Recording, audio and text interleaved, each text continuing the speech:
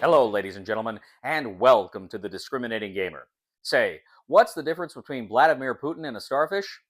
One is brainless, spineless, and impossible to reason with. The other is a starfish. Ladies and gentlemen, today we're going to go ahead and take a look at my top 10 games set in Russia.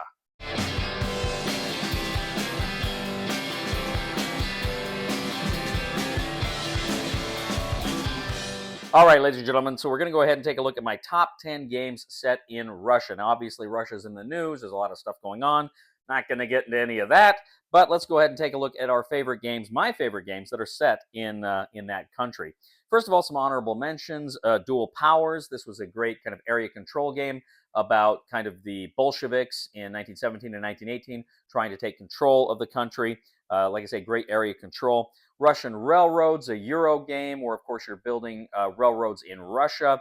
A lot of fun. We have Absolute War. This was a GMT game where you were attempting, of course, you're the Germans or the Russians, kind of a grand Barbarossa type war game. Really enjoyed that one. But let's go ahead and get into our top 10 here. Number 10 is a game that adds a certain fantasy element to the World War II. This is Stalingrad Z from Raybox Games.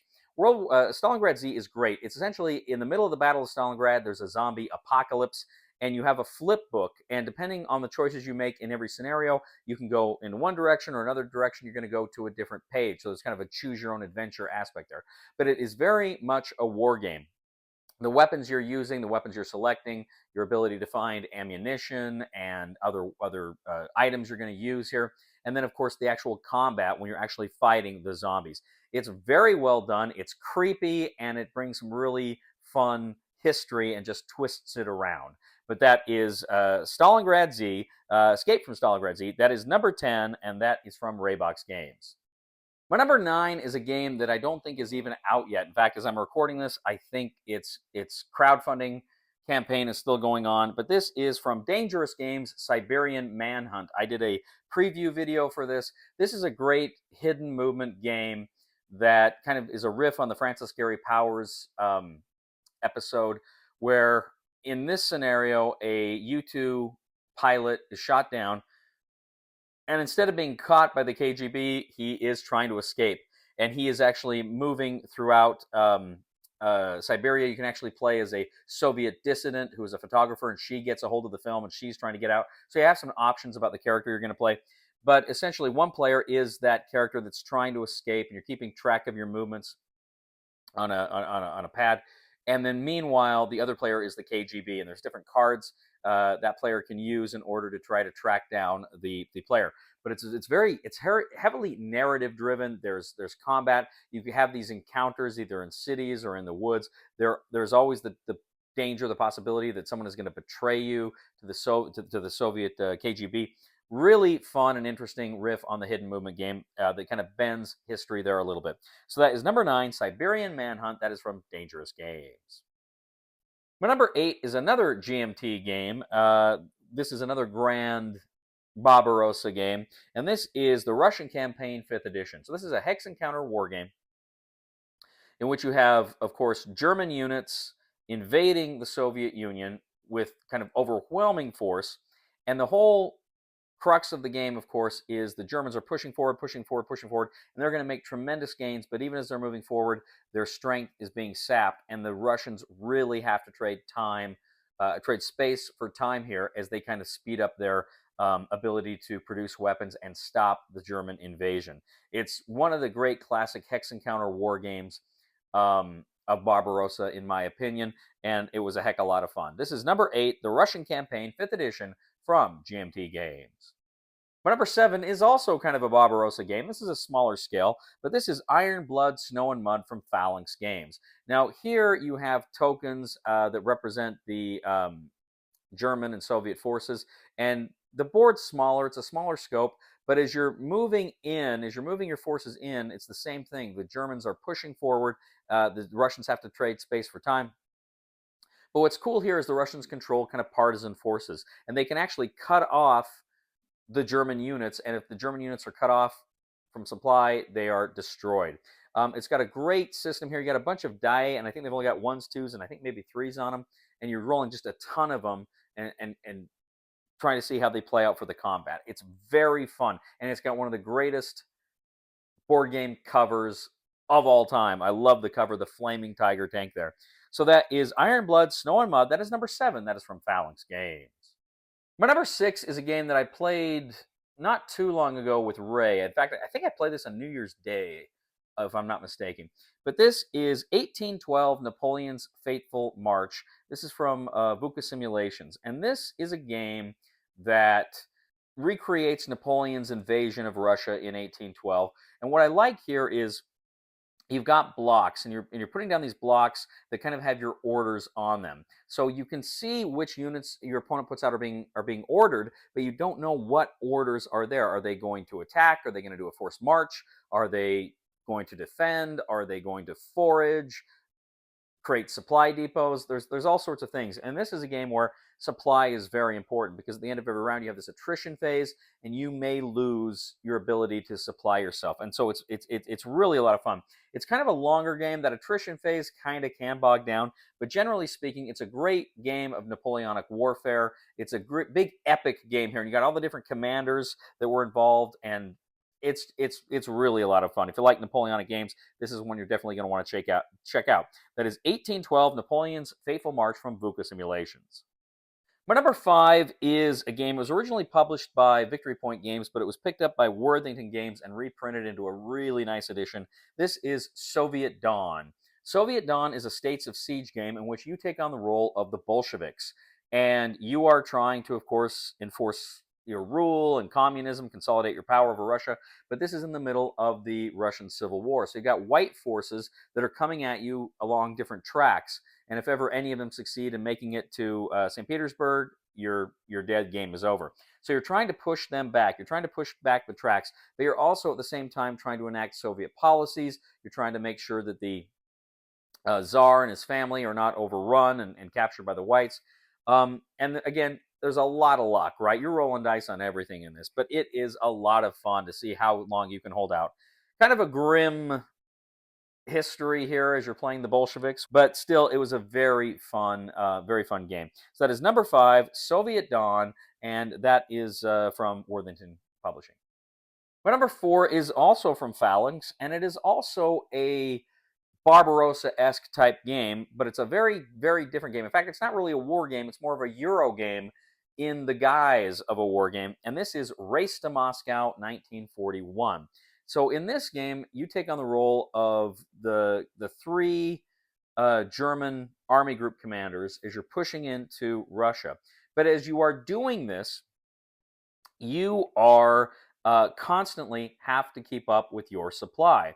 So what you have to do here essentially is you have to use trains and trucks to get your oil, your food, your ammunition to the armies. Because as the armies advance, you reveal cards that say how many of each of those supplies you're going to have to expend in order to overcome that and move forward. So it's really a game of logistics, and it's really a game of keeping kind of a modern mechanized army advancing and what all that takes.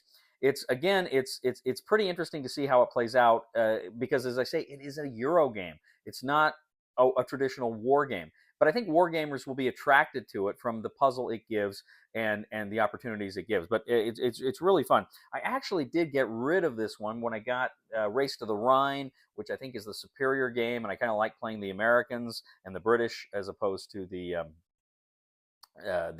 Germans.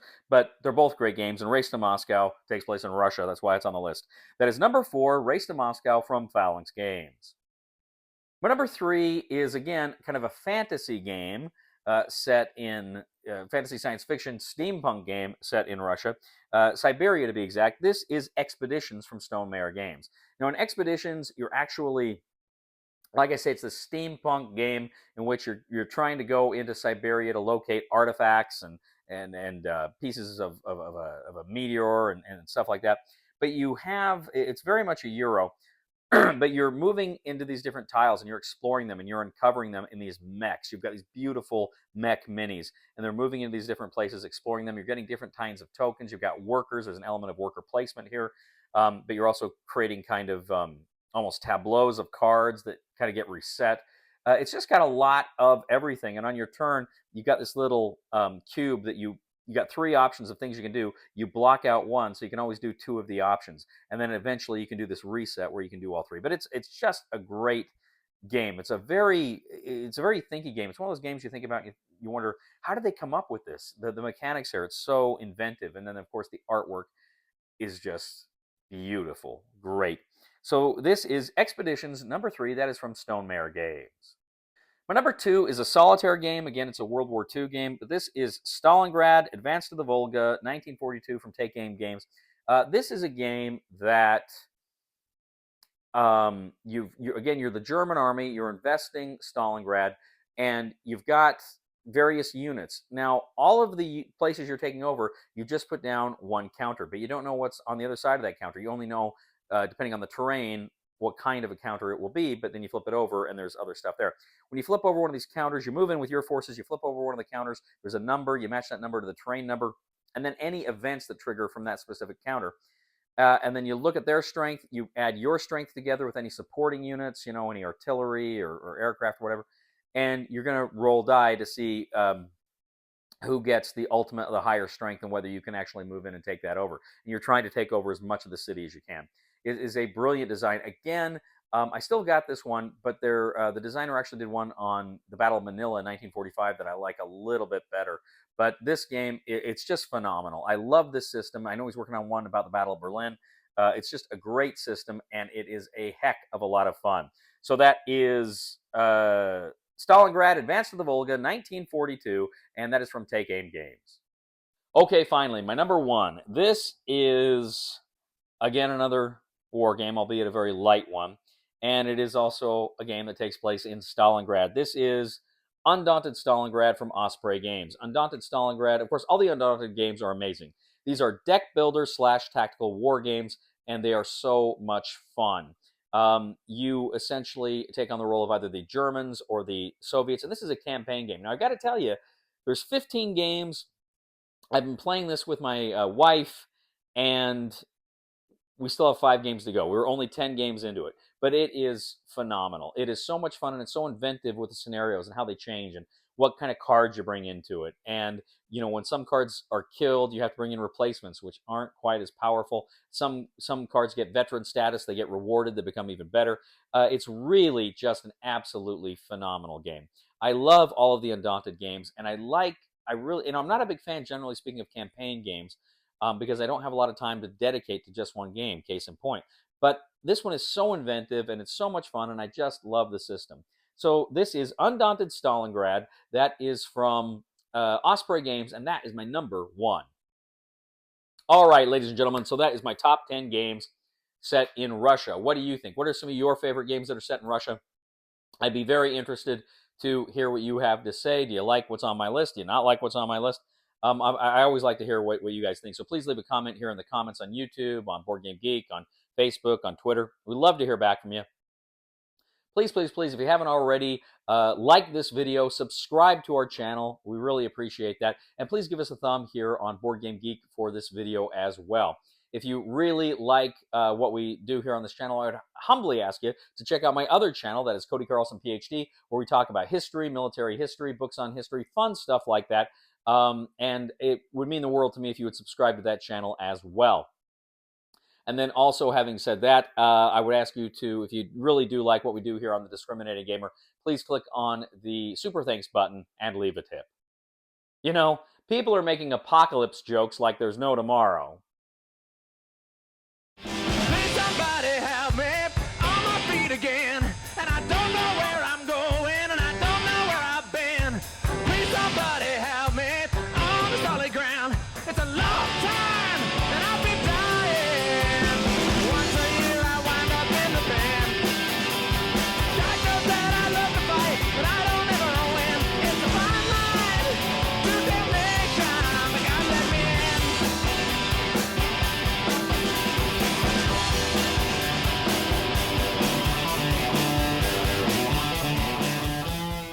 I cannot wait for the next Michael Bay Transformers movie.